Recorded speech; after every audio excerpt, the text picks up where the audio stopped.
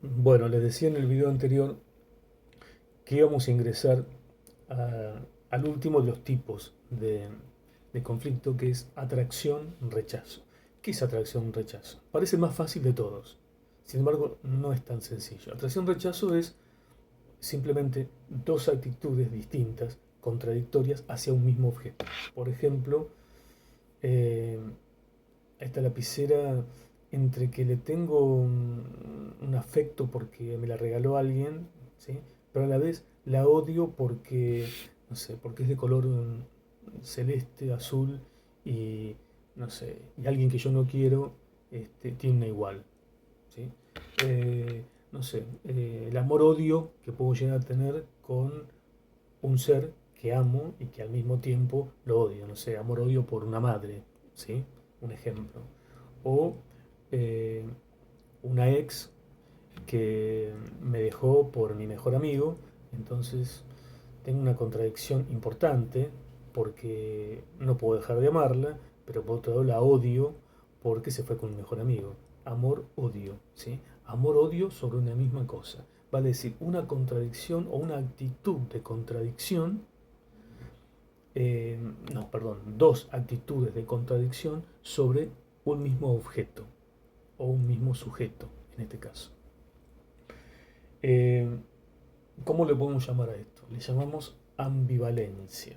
¿Sí? La ambivalencia nos genera tensión permanente, nos genera inseguridad total. Queremos resolverla y no podemos. ¿Qué nos va a pasar si queremos sobrevivir a esto en algún punto? Y bueno, tenemos que ceder situaciones.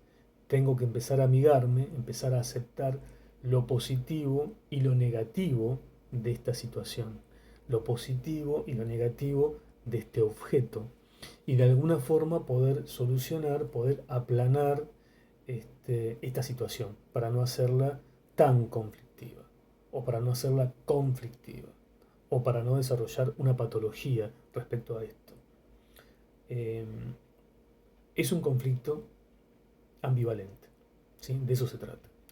El conflicto ambivalente a la vez puede llegar a tener otro tipo de complicaciones, a lo que podemos llamar regresión o también lo podemos llamar divalencia. Divalencia, está dividido en dos. Vamos al ejemplo fácil. Tengo amor-odio por mi ex, ¿sí? Eh, para no poner el ejemplo de la madre que siempre se pone.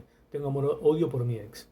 Y de pronto esta condición de amor-odio, obviamente que me perturba. Todo recae sobre ella, ¿sí? Tengo sobre una misma persona, sobre un mismo objeto, dos situaciones contradictorias. Entonces, ¿qué hago a esta totalidad de objeto? Lo divido en dos. Tomo dos parcialidades, el objeto uno y el objeto 2. Lo divido al medio.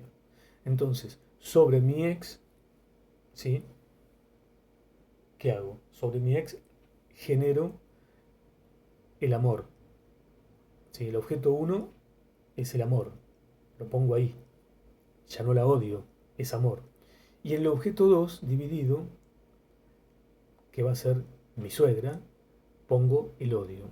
Entonces dividí en las dos situaciones el amor-odio que tenía sobre la primera, sobre el origen ambivalente. De lo ambivalente pasé a lo divalente.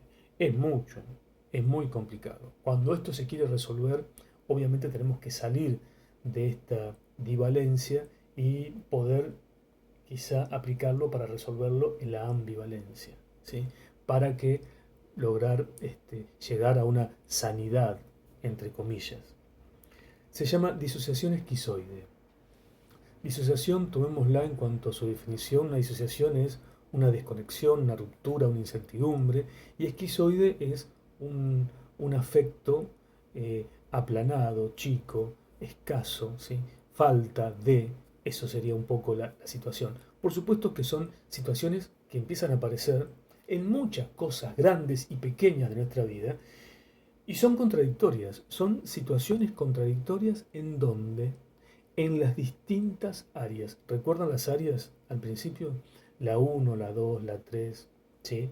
Mente, cuerpo, mundo externo, empiezan a aparecer estas situaciones contradictorias que en definitiva, ¿qué es lo que atrapa esto? ¿Qué es lo que tiene como, no digo como conclusión, pero sí como elemento interesante? Son conductas defensivas que van a controlar estos conflictos. Aparecen conductas defensivas, emergen de todos lados conductas defensivas que nos van a querer salvar de estas situaciones. Vamos a estar instalados, también vimos campo, también vimos áreas y campos. En estos campos vamos a encontrarnos con dos campos. Un campo que a nosotros nos resulta fácil, que es el consciente, ¿sí? Nos resulta fácil porque lo creemos, que lo entendemos y lo sabemos, pero a veces no es tan cierto. Y entonces cuando decimos, bueno, pero si en el campo consciente sé dónde está la problemática, sé cuál es el origen del conflicto, está bien porque lo voy a poder resolver mejor. El problema quizá está cuando el conflicto se instala y el conflicto es inconsciente y yo no puedo saber el origen, ¿sí? Bueno, terapia, ¿no? Es una forma importante de poder avanzar sobre eso. Pero ojo que también nos puede confundir la falsa conciencia. Es decir, yo creo que conscientemente sé cuál es el origen, pero yo solo me lo creo. En realidad el origen no es consciente, es inconsciente.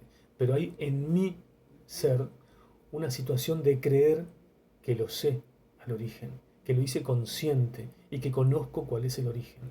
Falsa conciencia. Cuando empezamos a entrar un poquito en el campo de la psicología y nos chocamos con Freud, que vamos a ver un poquito de eso ahora, sobre todo con la pulsión de vida y pulsión de muerte, también nos vamos a encontrar con algunos conceptos de Melanie Klein que tienen que ver con esto, exactamente, ¿sí? Con lo bueno, con lo malo, con la disociación, con esta disociación esquizoide. Vamos a explicar primero qué es una pulsión de vida o qué es una pulsión de muerte. La pulsión de muerte es como esa, ¿cómo decirles? Esa necesidad primera, necesidad primaria, necesidad de origen que tiene el ser humano o que tiene el sujeto para volver a lo destructivo, para volver a lo inorgánico, ¿sí? Para destruir aquello que se ha construido. Pulsión de muerte. Pulsión de vida es una conducta o una necesidad para poder sobrevivir de la mejor manera, para sobrevivir con el bienestar que uno cree que necesita. Es una pulsión, es una fuerza, las dos son dos fuerzas, ¿sí? Una es una fuerza necesaria, ¿sí? Primero, las dos son fuerzas internas que salen, que se expulsan y que nos generan eso, ¿sí? La pulsión de vida y la pulsión de muerte. Em, Cuando yo le doy este concepto, porque Freud nos va a hablar de angustia, y en la definición de angustia que él nos da en algún punto, es eh, decir algo así como que la angustia es como una libido estancada. Fíjense el concepto. Como que mi libido queda estancada en un lugar y no puedo descargarla.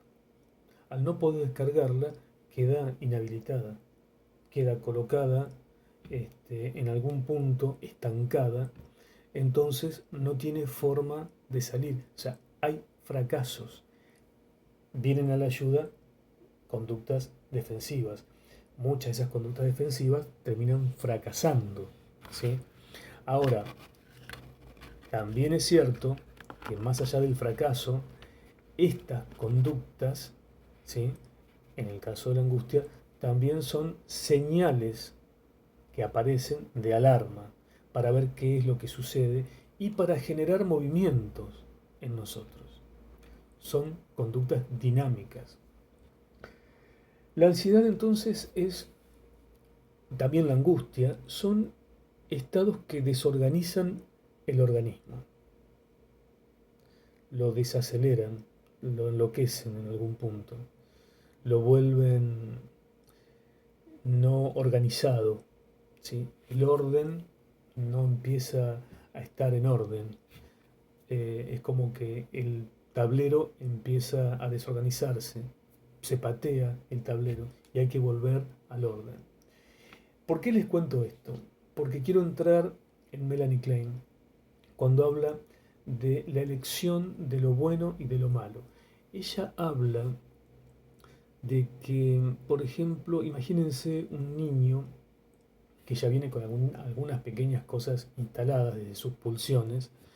Un niño trae una especie de, o vive en su niñez prematura, eh, convive con el trauma del nacimiento, con esa tensión, con esa ansiedad que tiene, con esa pulsión de muerte, o el miedo a la pulsión primogénita de muerte, que es el nacimiento, que es la indefensión, que es el hambre, que es el no saber, que es el encontrarse en un mundo, sale de un mundo y se encuentra en un mundo totalmente desconocido. Es como una situación traumática. Entonces él tiene que elegir cosas, tiene que elegir objetos, tiene que sacar hacia afuera qué objetos elige y qué objetos rechaza. Entonces Melanie Klein optó por una teoría a la que llama la del pecho bueno y la del pecho malo. El pecho malo, que es eso que les decía recién, es el miedo original a la pulsión de muerte que tiene el yo con ese objeto que elige más la realidad externa que tiene. Y el pecho bueno sería como el pecho malo es el pecho que me persigue, es un pecho perseguidor. No sé si han visto, hay una película vieja de Woody Allen que hay un pecho enorme que tira leche todo el tiempo y que va persiguiendo a este personaje pusilánime, haciendo un poco referencia quizá también a esta elección, ¿no?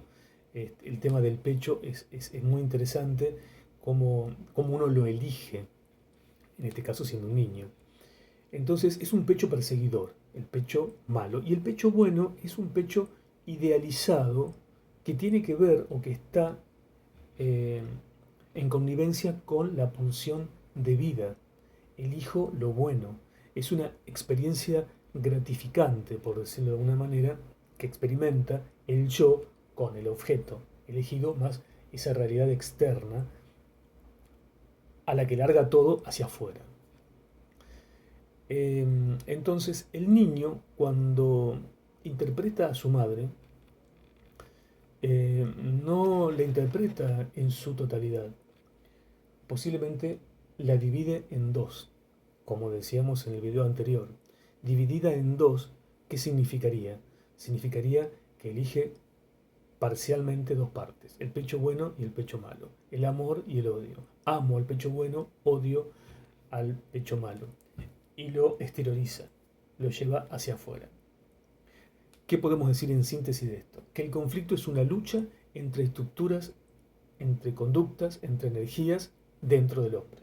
Y también podemos decir que el conflicto modifica la conducta. Y también podemos decir que el conflicto es un conflicto de conductas. Para terminar diciendo que la conducta es la resultante del conflicto. Hasta aquí llegamos. Conflictivo más o menos.